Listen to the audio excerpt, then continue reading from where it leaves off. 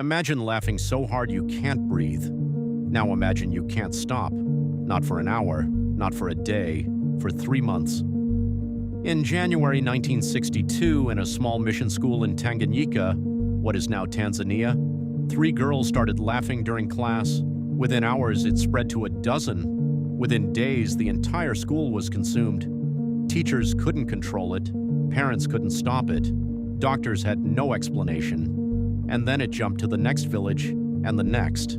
This is the story of the Tanganyika Laughing Epidemic, the event that broke every rule we thought we knew about the human mind. To understand what happened, you need to understand when it happened. It was January 30th, 1962. Tanganyika had just gained independence from British colonial rule just 6 weeks earlier. The country was euphoric, but beneath that euphoria ran a deep current of anxiety. Decades of colonial trauma didn't disappear overnight. The social order had been completely dismantled. Nobody knew what came next.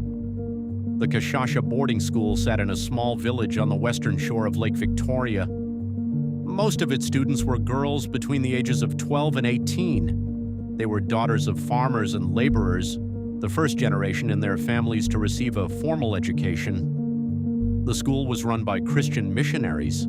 Discipline was strict. Expression of emotion was discouraged.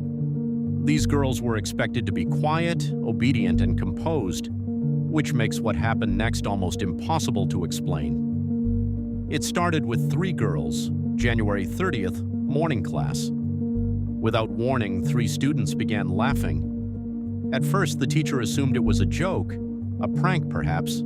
She told them to stop. They couldn't. The laughing grew louder, more uncontrolled. Other students began watching, and then one by one they began laughing too. By the end of the day, 95 students were affected. The symptoms were terrifying. This wasn't normal laughter. Students were crying, screaming, fainting. Some reported pain, some collapsed. Some ran into the surrounding bush and couldn't be brought back. A few stopped breathing temporarily. The teachers were overwhelmed. Parents were called. Nobody knew what to do. On March 18th, 6 weeks after it started, school authorities made a drastic decision. The Kashasha school was shut down entirely and its students sent home. That should have been the end of it, but it wasn't. The students carried it with them. When the girls returned to their home villages, the laughing followed. In the village of Nshamba, 217 people were affected. In Ramashenya, another outbreak erupted at a nearby girls' school. By June, a 3rd school had closed. By August, a boys' school reported cases too. In total, an estimated 1,000 people were affected across multiple villages over a period of 18 months. 1,000 people, laughing, crying, fainting, unable to stop. Scientists and doctors were sent to investigate. They ran tests. They checked the water supply. They analyzed food samples. They ruled out bacteria, viruses, poisoning, and fungal infection. Their conclusion, mass psychogenic illness, what used to be called mass hysteria. The official explanation is that the laughing was a stress response.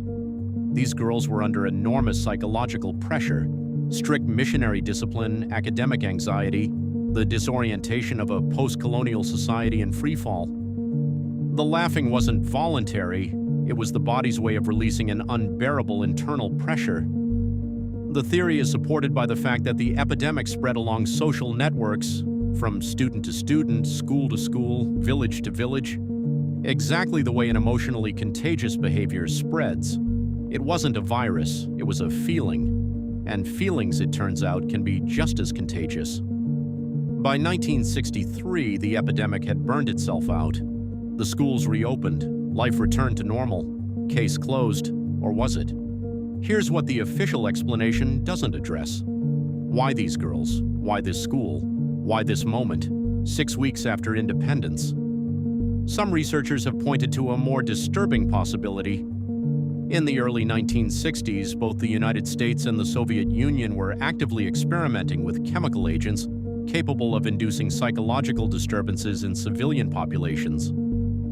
The CIA's MK-Ultra program had already demonstrated a willingness to use unwitting civilians as test subjects.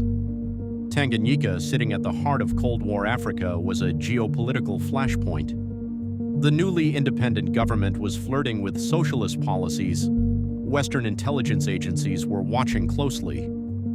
According to historian Robert Bartholomew, who has studied the case extensively, the timing and geography of the outbreak are suspicious. The epicenter was not random. It was a mission school, a place of colonial authority, in a country that had just broken free from colonial rule. The victims were not random, Bartholomew wrote. They were concentrated in institutions of social control, schools run by foreign missionaries in communities experiencing acute social stress. No chemical agent was ever found. No proof of outside interference has ever been established. But the question remains, was this purely psychological, or was something else in the air? Whether the cause was psychological or something more sinister, what happened in Tanganyika revealed something profound about the human brain. We are not the rational individual agents we like to think we are. Psychologists call it emotional contagion, the automatic unconscious process by which we absorb the emotional states of people around us. When you see someone yawn, you yawn. When you see someone cry, you feel the urge to cry. This is not weakness. This is the nervous system doing exactly what it evolved to do, synchronize with your social group for survival. But under extreme stress, this system can malfunction. When anxiety has nowhere to go, when it's suppressed, forbidden, or culturally contained, it looks for another exit, and sometimes it finds the most unexpected one: laughter. Dr. Simon Wesley of King's College, London has documented over 200 cases of mass psychogenic illness throughout history. His finding: outbreaks almost always occur in groups that share a common stressor, a common feeling of powerlessness, a common experience of being controlled. The girls of Kashasha were not crazy, they were trapped, and their nervous systems found the only door available. The Tanganyika Laughing Epidemic ended as mysteriously as it began. No definitive cause was ever established. No one was ever held accountable. The 1,000 people who lost months of their lives to uncontrollable laughter received no explanation, no compensation, no apology. Today, the village of Kashasha is a quiet place. The school was eventually rebuilt. The students who experienced the epidemic are now grandparents. Most of them don't talk about it.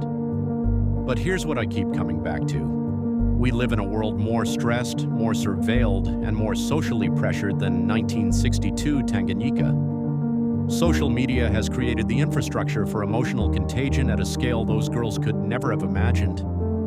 If it happened there, in a small school on the shores of Lake Victoria, what's stopping it from happening here? What do you think caused the Tanganyika Laughing Epidemic? Mass hysteria? Colonial chemical experiments? Something we still don't have a name for? Let me know in the comments. And if this story shook something loose in you, subscribe, because we're just getting started.